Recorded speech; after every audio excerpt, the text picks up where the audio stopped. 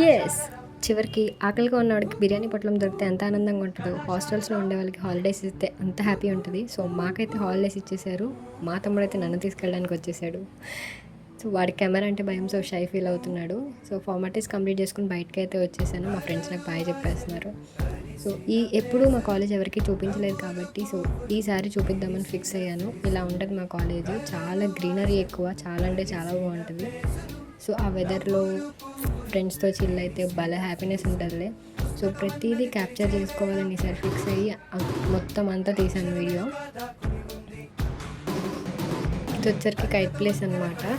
ఇక్కడైతే ఈవినింగ్ టైంలో భలే కూర్చుంటారు చాలామంది. ఆ వెదర్‌లో చాలా హ్యాపీ ఫీల్ ఉంటదిలే ఫ్రెండ్స్‌తో చిల్ అవ్వడం. సో, ఇది కైట్ ప్లేస్.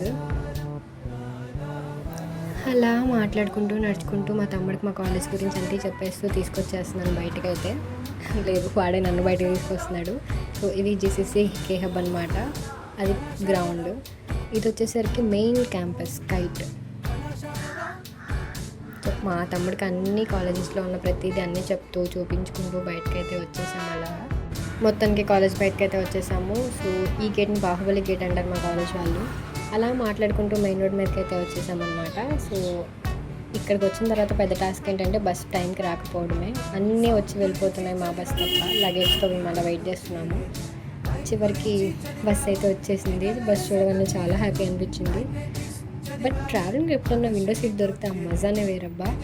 సో, నేనైతే చాలా హ్యాపీ ఫీల్ అయ్యాను. ఈవినింగ్ టైంలో ఆ సన్సెట్ చూసుకుంటూ చివరికి చాలాసేపు ట్రావెల్ చేశాక చివరికి మచిలీపట్నం వచ్చేసాను. Yes, I'm back.